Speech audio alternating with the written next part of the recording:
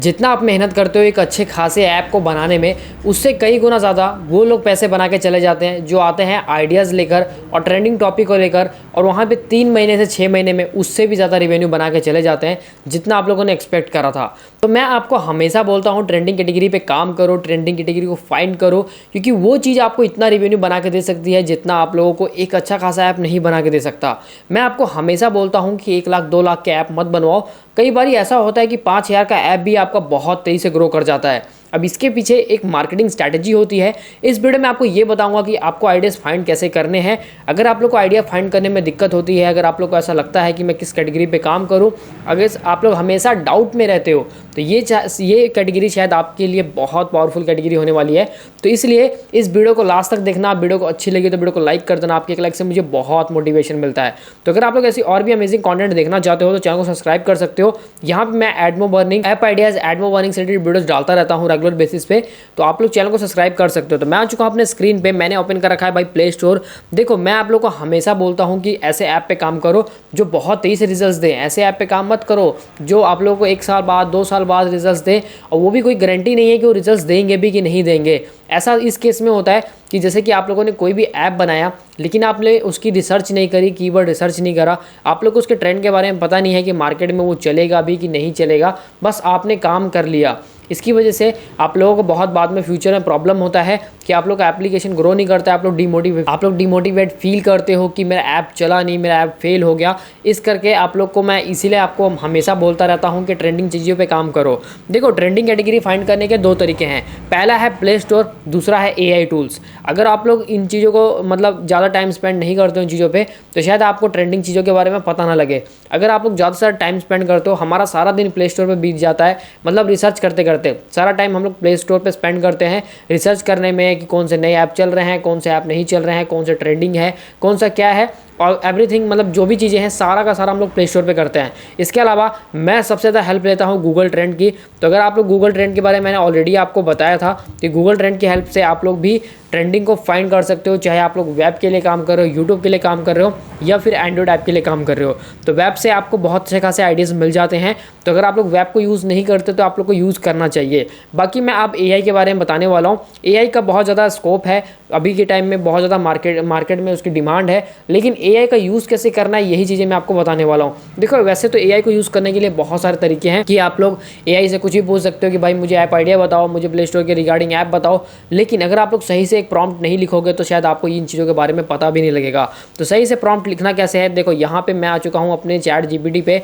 इसके अलावा मैं सबसे ज़्यादा जो यूज़ करता हूँ वो यूज़ करता हूँ Claude.ai and ChatGPT, Google Gemini. ये 3-4 AI टूल हैं जिनको मैं बहुत ज़्यादा यूज़ करता हूँ, और प्रॉपर्ली मैं आप लोग को भी प्रेफर करूँगा कि आप लोग इन 3 टूलों को यूज़ कर सकते हो। इसके अलावा perplexity is the best tool है, जो सबसे अच्छा है, जो डेटा आपको वेब से ही निकाल के देता है। तो यहाँ पे मैंने ये वाला प्रॉम्प्ट इसको दिया तो इसने मुझे काफ़ी सारे यूनिक से ऐप आइडियाज़ दिए, बट मुझे ऐसा लगा नहीं कि इनमें काम करना चाहिए। बट आप लोग भी इस प्रॉम्प्ट को मैं डिस्क्रिप्शन में डाल दूंगा, वहाँ से कॉपी करना और अपने ChatGPT में डालना, देखना ये आपको क्या रिजल्ट देता है। तो इसने मेरे को रिजल्ट जो दिया है 12 यूनिक हाइंग पोटेंशियल गूगल प्ले आइडिया दिए हैं। पेट केयरिंग कनेक्ट दिया है, एक माइक्रोपब और लोकल यहाँ पे डिस्कवरी करके कुछ ऐप है, एक पॉकेट थेरेपी है, थेरेपिस्ट है, उसके बाद साइलेंट कम्यूट है, ऐसे कुछ ऐप है, ग्रीन स्नैप है, और AR मेश्योरर रियल है, उसके बाद लोकल किचन है। इस तरीके से इसने मुझे 12 कैटेगरीज फाइंड करके दिए हैं जिन पे मैं काम कर सकता हूँ। तो इस पे लेकिन काम करने के लिए मुझे ऐसा नहीं है कि AI का इसने मुझे आइडियाज़ दिया अब मैं उसको उठाकर सीधा कॉपी पेस्ट कर दूँ। देखो, AI हमें आइडिया बता सकता है लेकिन रिसर्च तो हमें करनी पड़ेगी। जैसे कि पेट केयर ऐप है, इस पर सर्च वॉल्यूम अच्छा है क्योंकि इस पर मैंने ऑलरेडी रिसर्च करा हुआ है। तो अगर आप लोगों को पता नहीं है पेट केयर के बारे में तो आप लोग गूगल कीवर्ड प्लानर पे जाओ, सिंपल सा। बहुत सारे लोग बोलते हैं गूगल कीवर्ड प्लानर तो भाई वेब के लिए है, मैं मानता हूँ वेब के लिए है, लेकिन बहुत सारा काम ये एंड्रॉयड के लिए भी करता है।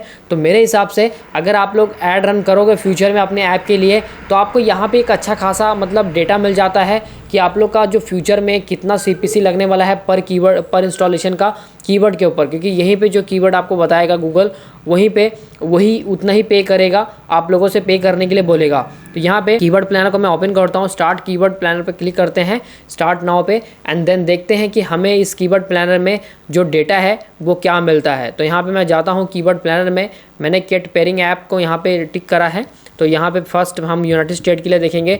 तो मैंने यहाँ पे पेट केयर को सर्च करा, उसके बाद देखते हैं कि इसका सर्च वॉल्यूम क्या है और इसके ओवरऑल देख सकते हो इसका जो सर्च वॉल्यूम है 10,000 से लेके 1 लाख है, मीडियम कंपटीशन में है और इसकी टॉप बिड और लो बिड हमें शो हो रही है।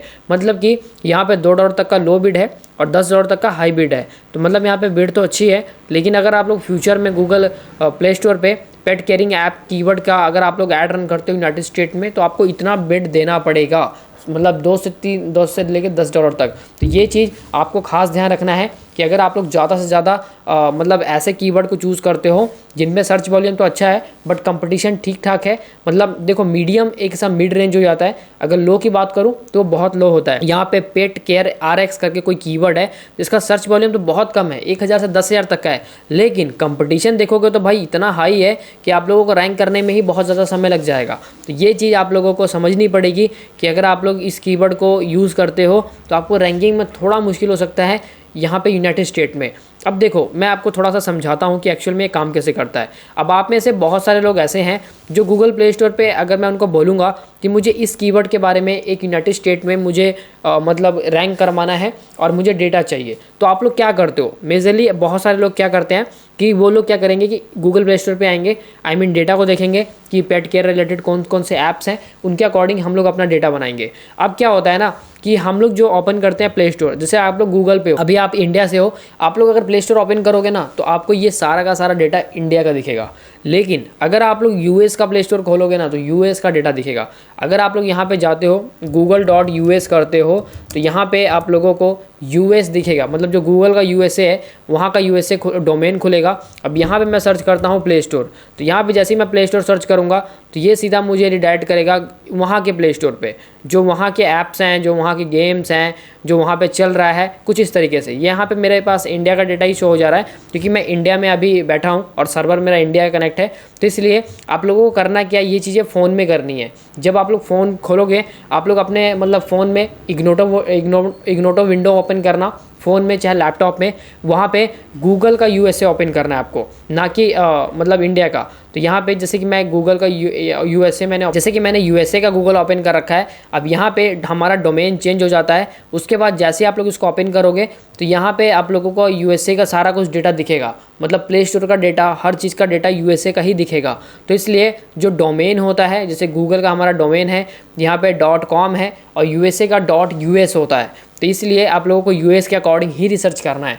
जब भी अपने ऐप को जिस कंट्री में रैंक कराना चाहते हो उसके अकॉर्डिंग, वहाँ के कंट्री के अकॉर्डिंग रिसर्च करना है। अगर आप लोग सोचोगे कि मैं डायरेक्ट ऐसे इंडिया के प्ले स्टोर से रिसर्च करके मैं यूएस को टारगेट कर पाऊँगा, ये पॉसिबल नहीं है। अगर आप लोग ऐसा सोच रहे हो तो शायद आप लोगों का ये काम करने वाला ही नहीं है, क्योंकि ये चीज़ें कई गुना तक वर्क नहीं करती हैं। तो मैं आपको यही सजेशन करूंगा कि अगर आप लोग कभी भी एंड्रॉयड ऐप बनाओ और उसको यूएस में रैंक कराना चाहते हो, ऑस्ट्रेलिया में रैंक कराना चाहते हो, कनाडा में रैंक कराना चाहते हो, यूके में रैंक कराना चाहते हो, जहाँ पे भी टियर 1 कंट्रीज़ में रैंक कराना चाहते हो, उसके अकॉर्डिंग ही सर्च करो, ना कि वहाँ के अकॉर्डिंग कि आप लोग कहीं भी अपने ऐप को मतलब इंडिया में रैंक कराना चाहते हो यूएस में और रिसर्च कर रहे हो इंडिया के अकॉर्डिंग, तो कहीं रैंक ही नहीं होगा। इंडिया में तो रैंक हो जाएगा लेकिन यूएस में बिल्कुल भी नहीं होगा। और अगर यूएस में रैंक करा देते हो तो इंडिया में ऑटोमेटिकली रैंक हो जाता है। तो देखो सबसे बड़ा जो मेरा प्रॉपर मतलब खुद का जो स्ट्रैटेजी है एड्स कैटेगरीज को फाइंड करने का, वो वही स्ट्रैटेजी है कि मैं ज़्यादा से ज़्यादा हेल्प लेता हूँ प्ले स्टोर की और गूगल ट्रेंड की।